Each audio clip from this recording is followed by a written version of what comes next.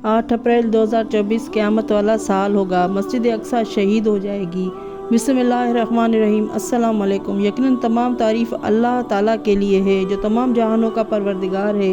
हम उसी की तारीफ़ बयान करते हैं, उसी से मदद के तलबगार हैं। मैं गवाही देती हूँ कि अल्लाह के सिवा कोई भी इबादत के लायक नहीं।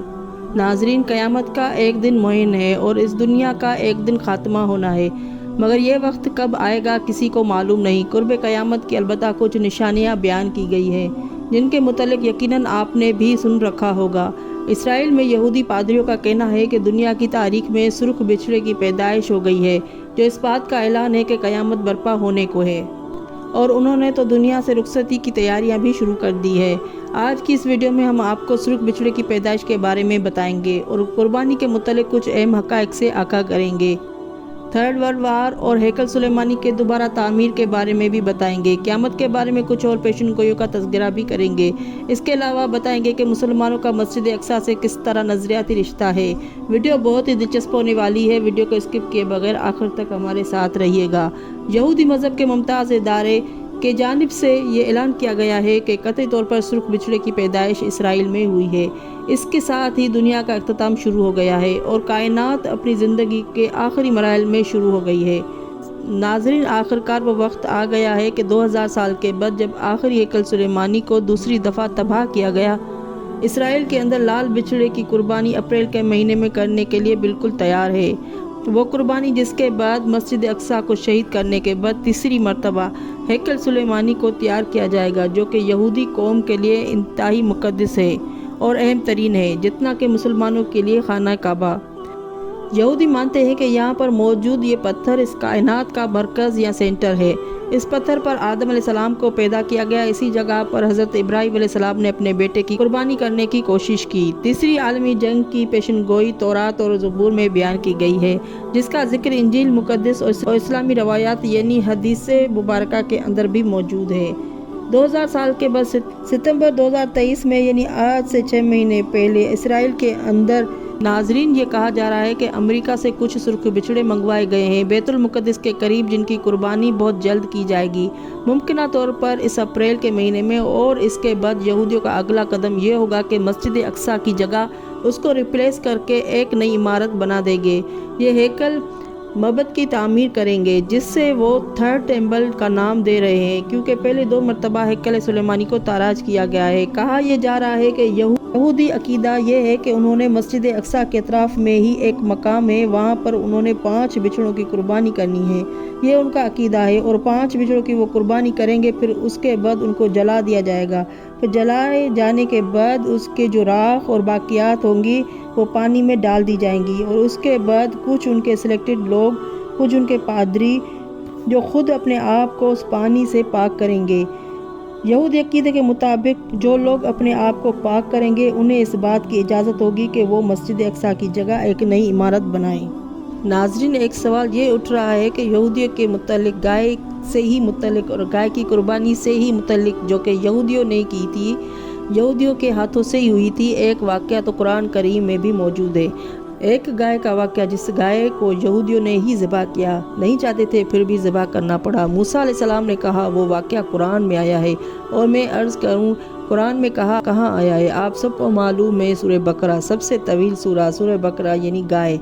मैं आप ही की खिदमत में वो वाक़या बयान करती हूँ। ये वाक़या यहाँ से शुरू होता है कि जब हज़रत मूसा अलैहिस्सलाम कोहे तूर पर चले गए, तो अल्लाह के हुक्म से मूसा अलैहिस्सलाम कोहे तूर पर चले गए, तो नीचे जो कौम थी उन्होंने नाफरमानी की, उन्होंने भी बिछड़े की पूजा शुरू कर दी। उसका एक अलग ही तफसीली वाक़या है। एक सामरी था कि उसने किस तरह लोगों को बेवकूफ़ बनाया। जब मूसा अलैहिस्सलाम वापस आए, जो बिछड़े की पूजा का अमल था ये इंतहाई नागवार जाना गया कि वापस आकर मूसा अलैहिस्सलाम ने सिर्फ यहूदियों की सरजश की, बल्कि यहूदियों की उन लोगों की बल्कि उनको सज़ा भी दी गई। सज़ा के तौर पर हज़ारों लोगों को कत्ल किया गया। एक दूसरे का कत्ल करो, ये हज़ारों लोगों को कत्ल किया गया। फिर मूसा अलैहिस्सलाम ने देखा कि मुशरिकों को कत्ल किया गया है, फिर भी लेकिन उसके बावजूद बनी इसराइल के दिलों में गाय का तक़द्दुस अभी तक मौजूद है, उसकी मोहब्बत अभी तक उनके रगो रूपों में मौजूद है। और सूरह बकरा की आयत का खुलासा मैं आपकी खिदमत में पेश कर रही हूँ। 67 پھر حضرت موسیٰ علیہ السلام کو اللہ تعالیٰ نے حکم دیا کہ اس قوم کو کہو کہ ایک گائے کو انہوں نے ذبح کرنا ہے، اور حضرت موسیٰ علیہ السلام نے جب اپنی قوم سے کہا کہ اللہ تعالیٰ تمہیں ایک گائے ذبح کرنے کا حکم دیتا ہے، انہوں نے کہا کہ ہم سے کیوں مذاق کرتے ہو؟ پھر بولے کہ آپ اپنے اللہ تعالیٰ سے پوچھیں کہ کس طرح کی گائے ہو، تو حکم ہوتا ہے کہ گائے بے عیب ہو۔ بس موسیٰ علیہ السلام نے قوم کو گائے ذبح کرنے کا حکم دیا۔ قوم پر تو ایک جیسے قیامت ہی ٹوٹ پڑی، خوف و راز پھیل گیا، ہر طرف گویا ڈر رہے ہوں کہ ہم گائے کو ذبح کریں اپنے ہی ہاتھوں سے۔ لیکن چونکہ یہ حکم براہ راست اللہ تعالیٰ کی طرف سے آیا تھا، اور قوم بھی یہ دیکھ چکی تھی کہ اللہ تعالیٰ کی کتنی بڑی بڑی نشانیاں ہیں، فرعون کا حشر بھی دیکھ چکی تھی، وہ ڈر بھی رہے تھے، تو سب سے پہلے انہوں نے یہ کیا کہ ایک عہد آزمایا کہ سوالات میں حضرت موسیٰ علیہ السلام کو الجھائے۔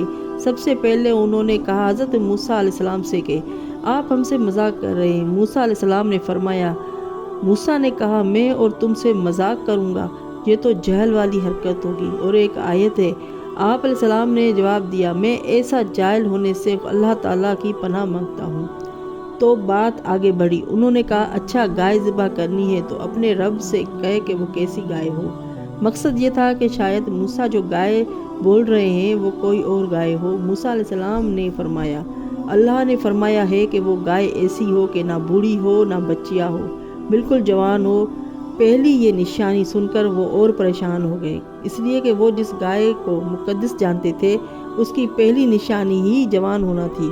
اگلا سوال کیا حضرت موسیٰ علیہ السلام سے، اور ایک اور درخواست کی کہ یہ بتائیں کہ اس کا رنگ کیسا ہونا چاہیے، ہو سکتا ہے وہ کوئی اور گائے ہو۔ حضرت موسیٰ علیہ السلام نے فرمایا زرد رنگ کی گائے ہونی چاہیے، اور اس کا رنگ بھی ایسا چمکدار ہو کہ لوگ دیکھتے رہ جائیں۔ وہ پھر کہنے لگے دعا کیجئے اپنے رب سے کہ اس کا رنگ کیسا ہو۔ حضرت موسیٰ علیہ السلام نے فرمایا اللہ تعالیٰ کہتا ہے وہ گائے زرد رنگ کی ہو، چمکیلی ہو اور دیکھنے والوں کو بھلا لگنے لگے۔ اور ایک آیت ہے، اے موسیٰ دعا کیجئے کہ اللہ تعالیٰ سے کہ اس گائے کی ماہیت بیان کیجئے۔ اب تیسرا سوال، موسیٰ علیہ السلام نے فرمایا سنو، وہ گائے نہ تو بڑھیا ہو نہ تو بچہ ہو، بلکہ درمیانی عمر کی ہو، نوجوان ہو۔ اب تمہیں جو حکم دیا ہے بجا لاؤ۔ اب دیکھا قرآن کریم میں کتنی تفصیل سے یہ واقعہ بیان ہے۔ اللہ کا پیغام پہنچایا حضرت موسیٰ علیہ السلام نے۔ موسیٰ علیہ السلام نے فرمایا وہ گائے ایسی ہو جو نہ کھیتی باڑی میں کام کرے، نہ وہ کنویں سے پانی نکالنے کا کام کرے، نہ کوئی اس کے جسم پر داغ ہو، نہ کوئی عیب ہو، نہ نقص ہو، بالکل ہی کلیئر کر دیا۔ اب وہ کیا کرے؟ نہ چاہتے ہوئے بھی اس گائے کو ذبح کرنا پڑا۔ یہ ہے سورہ بقرہ میں بنی اسرائیل کا واقعہ۔